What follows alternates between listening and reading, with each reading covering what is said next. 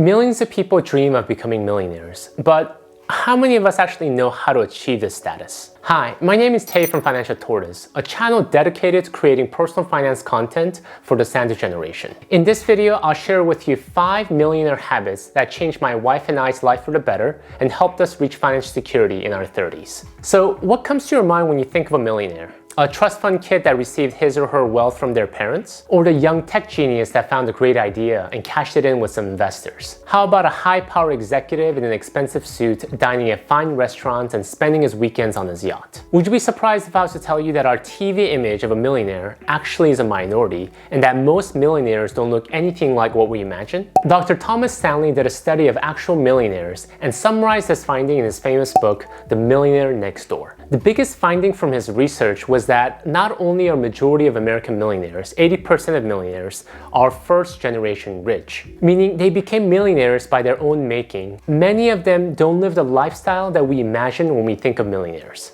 They don't wear expensive clothes, watches, and other status artifacts commonly associated with millionaires. This is a direct quote from the book. These people cannot be millionaires. They don't look like millionaires. They don't dress like millionaires. They don't eat like millionaires. They don't act like millionaires. They don't even have millionaire names. Where are the millionaires who look like millionaires? The person who said this was a vice president of a trust department. When I read this book and his findings, it was a huge encouragement. It showed me that becoming a millionaire was not a far-fetched dream and that it was achievable just like many others had done in one generation. So if you're excited to learn my favorite 5 millionaire habits, let's get started.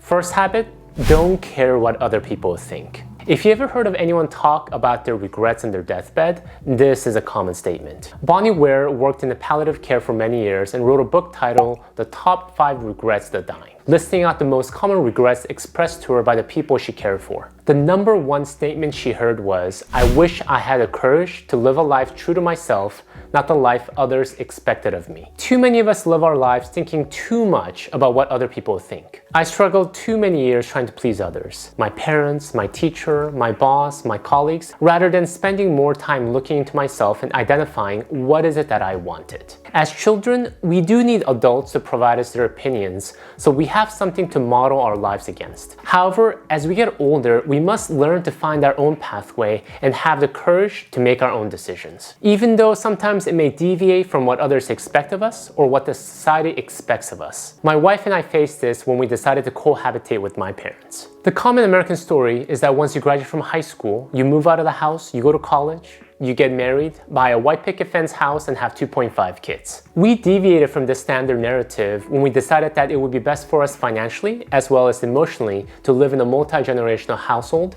well into our adulthood. Many people looked at us in a weird way and we received many judgments. Couldn't we afford our own place? Do we still need the support of our parents as adults? Don't you know how to raise your own kids? However, despite the ups and downs, we stayed on this path and today we have achieved more financially than we could have ever had if we did not enter into this non-traditional multi-generational household. Bottom line, don't care what other people think. Life is too short. Second habit, master money. The school system is structured to give us life skills to navigate the complexities of life. We learn to read, we learn basic math, we learn our national history. However, one crucial life skill that is not taught in our school system universally is basic money management skills. Somehow, I got through 12 years of K through 12 education, 4 years of undergrad, and 2 years of graduate school without really understanding the fundamentals of personal finance. And one of the most embarrassing part of this is I went to graduate school for my MBA, where I should have technically learned more about money. It wasn't until I was flat broke and under $105,000 of student loans at the age of 30, I started to develop my financial knowledge through attending personal finance seminars and reading personal finance books. If you want to be successful in life, if you want to become a millionaire, you have to master the basics of money. It's like having basic knowledge of how nutrition works.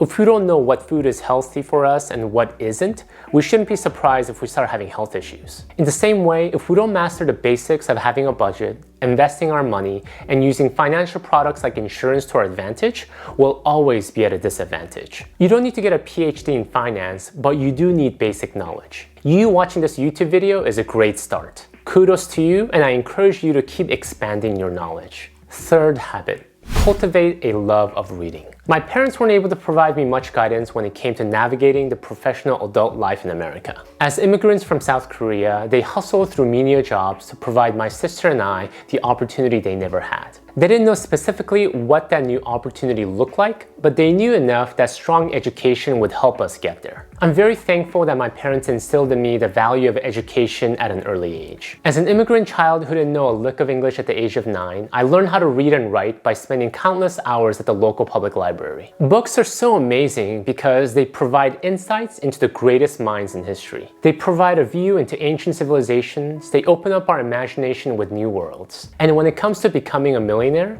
Seth Godin said best, "It's not an accident that successful people read more books." Most millionaires became millionaires because they focused on growing themselves and applying new knowledge to their career, business, and wealth. The most accessible and best source of knowledge is books. If you want to one day become a millionaire, cultivate a love of reading. The person you will be in 5 years will be based on the books you read and the people you surround yourself with today. I expect to see you in 5 years surrounded by books and fellow millionaires. Fourth habit, learn to rest. This was a habit I had to develop much later in life because it didn't make sense to me when I was younger. When we're in our 20s, we're hungry for progress. When I graduated college, I was eager to jump into adulthood. I wanted to prove to the world that I was an adult, that I had succeeded in life. And I thought that the way to success was just to hustle. I had to give 110% every day and in everything. Resting was for losers, and I wanted to be a winner. However, as I got older, I learned that going 110% all the time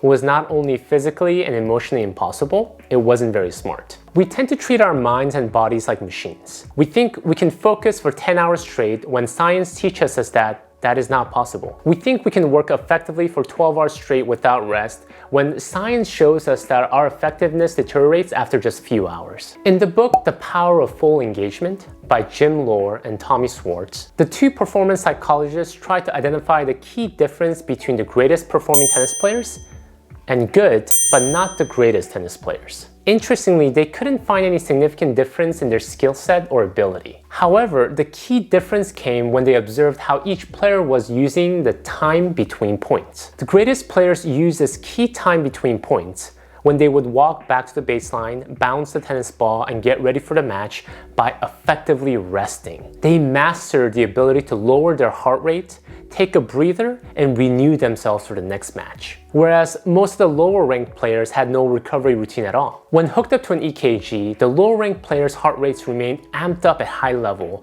while the greatest players were able to regulate their heart rates between the match and the time between points. They had mastered the ability to effectively rest, so when it came down to the actual match, they were able to give their 110%. By end of the game, the greatest players didn't beat their opponents most often because of skill, but through just sheer exhaustion. The lower-ranked players didn't know how to regulate their energy level. They were thoroughly spent by the time they were well into the game. High performers in tennis and in life know how to regulate their energy level through effective rest. They know how to renew themselves effectively, so when it comes to game time, they can focus and win. We live in a world that celebrates work and activity, ignores renewal and recovery, and fails to recognize that both are necessary for sustained high performance. Habit number 5, prioritize quality time with people you love. In 1938, Harvard set out what came to be known as one of the longest studies ever done by following 268 Harvard students for the next 80 years. Harvard wanted to know, what are the key components to a healthy and happy life? And they found a clear winner.